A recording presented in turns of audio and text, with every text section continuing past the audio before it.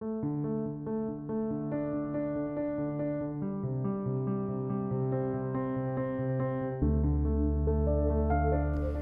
nos diz a professora Lúcia Helena, a comunicação é a mais sagrada das artes. Se comunicar bem é a chave para você conseguir, principalmente no advocacy, apresentar bem os seus argumentos, apresentar bem a sua visão de mundo, apresentar bem onde se quer chegar, para que você consiga dialogar com os mais diversos atores, que a gente encontra esses diversos atores no mundo do fazer advocacy, e buscar falar de uma forma que a gente consiga não escalonar os conflitos, mas construir pontes para chegar naquele lugar onde queremos. A gente já falou muito ao longo desse curso sobre a comunicação com a gente mesmo, aquele olhar para dentro, aquela reflexão sobre a nossa própria identidade, como perceber o nosso crítico interno, né, o nosso sabotador interior. Agora a gente vai olhar um pouco para a comunicação como uma ferramenta das mais centrais que existem no campo do advocacy. Ou, como diria, né, quem não se comunica se trumbica. E para construir um mundo melhor, a gente precisa se comunicar bem.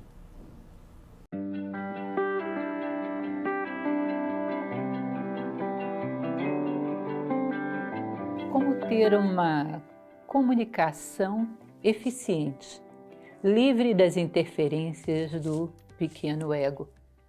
Nossa, é uma questão complexa, não?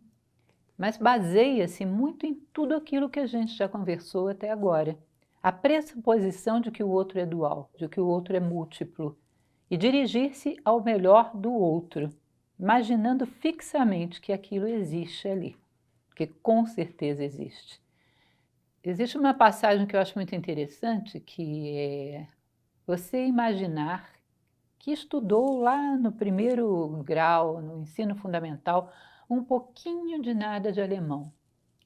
E de repente tem um turista perdido na sua cidade, querendo orientações. Para conversar com essa pessoa, você vai ter que trazer à tona aquele pouquinho de alemão que estudou há tantos anos atrás. E talvez essa pessoa seja a única oportunidade que você teve de treinar seu alemão.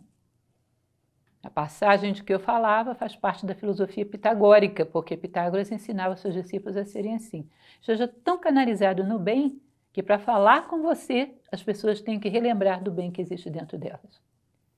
E você pode ajudar muito nisso quando você imagina esse bem que a gente sabe que está lá em algum lugar e se dirige a ele.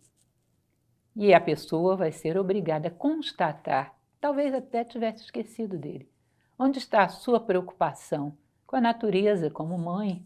O amor que temos para a natureza é um amor maternal, com a vida, com os nossos semelhantes. Isso existe adormecido lá dentro. Isso está adormecido dentro de todos os seres humanos, desperto em diferentes níveis, em diferentes e infinitos graus. Dirija-se a isso. Eu tenho o hábito de fazer isso com as pessoas que me são conhecidas. Por exemplo, eu conheço tal mulher, conheço a Ângela. A Ângela é uma pessoa que tem tais e tais características de personalidade, é muito prestativa, muito boa, é muito generosa, enfim. Essa é a Ângela que eu conheço, mas tem um temperamento que ela não dominou completamente. E às vezes, quando eu encontro com a Ângela, ela está muito fora de si. E eu simplesmente recuso aquela pessoa que ela me apresenta. É como se eu dividisse a Ângela em duas. E eu trato aquela pessoa que eu fixei psicologicamente. A generosa, a altruísta, a fraterna, a prestativa. E ela, aquilo que ela está agora é como se fosse uma criança chata, dando palpite, e choramingando e fazendo dengo do lado. Eu ignoro. A sensação que dá quando você faz isso com alguém é que você o dividiu em dois. Ele se sente dividido em dois. E você tira a força daquela voz que está ali importunando e incomodando. E dá força àquela voz que você conhece. Treine isso com as suas pessoas conhecidas. E depois você pode fazer até com aqueles novos que você acabou de conhecer. Fixe a identidade da pessoa naquilo que ela tem de melhor, que é o contrário do que costumamos fazer. Temos um vício terrível que é o foco mórbido. Você sabe quem é fulano? Ah, é aquele que sempre chega atrasado? Sei sim. O fulano deve ter 10 qualidades. Às vezes até, sei lá, da história. Roma, Calígula e Nero. Enfim, na nossa própria vida tentamos lembrar sempre dos momentos mais dolorosos ou dos momentos que nos sentimos mais com a consciência baixa. Temos um foco mórbido. Muda isso. Associa as pessoas ao que elas têm de melhor e cria uma identidade delas dentro de você. E não aceite qualquer identidade alternativa que elas te apresentem. Relacione-se com essa pessoa que você fixou. A sensação que você vai dar a essa pessoa é que você se aliou a ela para lutar contra essa fraqueza inoportuna. E é o que se espera de um amigo. Ele se alia a nós para nos ajudar a lutar contra as nossas fraquezas.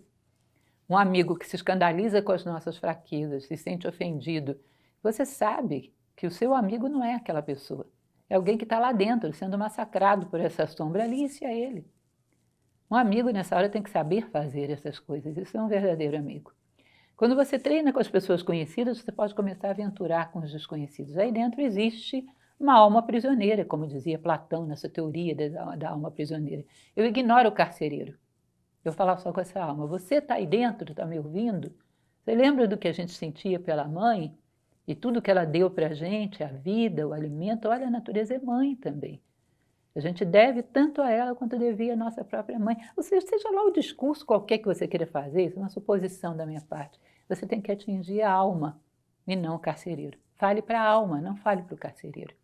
Você vai perceber que lentamente essa pessoa vai mudando de comportamento diante de você como se ela fosse outra pessoa. É um fenômeno estranho mesmo. A pessoa vai se ajeitando como se ela estivesse saindo de dentro de si própria. E vai conseguindo isolar aquele elemento, porque nós vivemos numa máscara. Não é nem a máscara da nossa personalidade, porque vocês sabem que personalidade vem do grego persona, que é máscara mesmo. Mas sobre a máscara da personalidade, nós colocamos uma máscara social, uma sobre-personalidade. E às vezes a pessoa está oprimida por trás dessa máscara e se sente aliviada de que você dê a ela um espaço para respirar. Fixe o melhor das pessoas e converse com ele. E você vai ver que vai ajudá-las a trazer esse melhor à tona. E vai estabelecer um vínculo não com ela, global, mas com o melhor dela. Quando ela estiver com você, ela vai ser a melhor versão de si própria. E cada vez que o fizer, vai adquirindo domínio sobre essa máscara.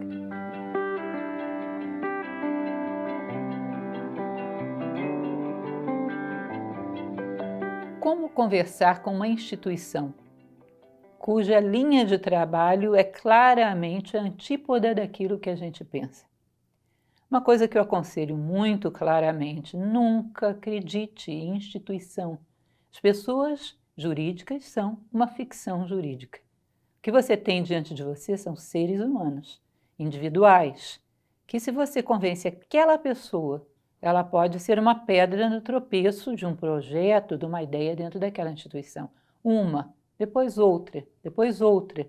Uma das coisas que, em geral, fazem com que a gente se confunda e cometa erros, sei lá, brigar com a balconista da companhia aérea que gerou um overbooking. Ela não é companhia aérea, ela é uma funcionária, que pode te ajudar ou não, depende de como você encare isso. Lide com seres humanos e não com instituições como se fossem um monobloco ou um robô gigantesco, um titã ou qualquer coisa do tipo. É um conjunto de seres humanos que você pode ir corroendo as estruturas e você vai puxando a consciência de 2, 3, 4 peças lá dentro. Vocês sabem que militarmente é essa estratégia que se usa. Nenhum grande general na história entrou num país sem ter aliados lá dentro. Napoleão entrou na Espanha com vários aliados lá dentro. Não jamais teria entrado. Se na estratégia militar usa-se isso, às vezes com objetivos escusos, é uma técnica perfeitamente válida para se usar também para o bem. Você não está fazendo com nada, a não sei explicar coisas honestas e justas para seres humanos. Isso não é antiético em momento algum. E você está corroendo uma muralha que parecia ser toda muito uniforme, agora já não é mais. Agora tem frestas.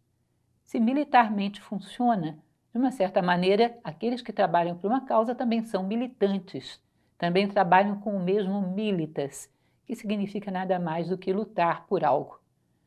Considerem pessoas, trabalhem para que aquela pessoa esteja convencida, não discuta pensando em instituições, aprenda a abrir frestas na muralha alheia, e isso é um elemento que costuma funcionar muito bem.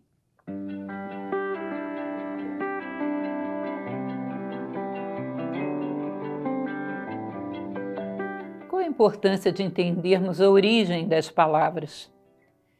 Costumo dizer que as palavras são uma vestimenta para uma necessidade humana. E num determinado momento, essa vestimenta, às vezes, se enrijeceu, ou se congelou, ou mesmo encolheu, que acontece muito com as vestimentas, e já não cabe o seu conteúdo original. Quando nós procuramos a origem das palavras, às vezes entendemos um mistério que estava claro na sua origem, tinha a ver com essa necessidade, e com o passar do tempo não está mais. Eu fiquei bastante surpresa, por exemplo, a primeira vez que fui pesquisar a etimologia de felicidade e fui descobrir Félix, que é fecundo.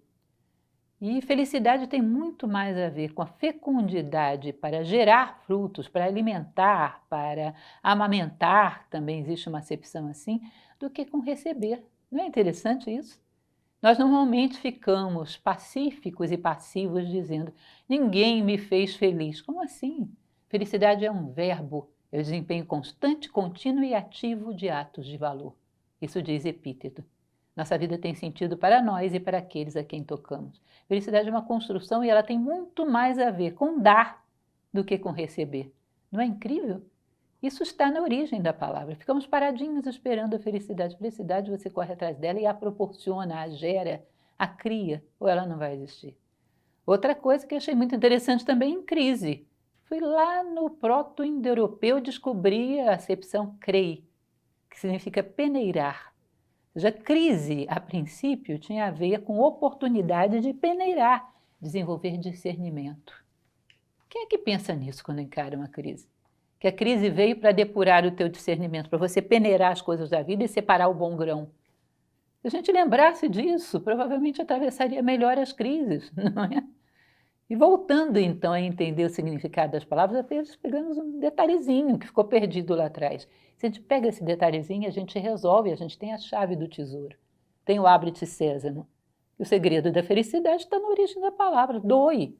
O segredo da crise está na origem da palavra, peneire.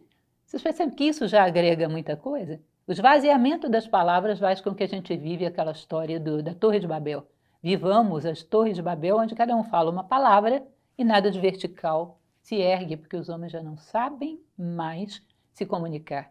Inviabilizamos a mais sagrada das artes, que é a comunicação, quando enrijecemos as palavras e jogamos as palavras uns nos outros como se fossem objetos físicos, sem nem mais saber o que elas significam.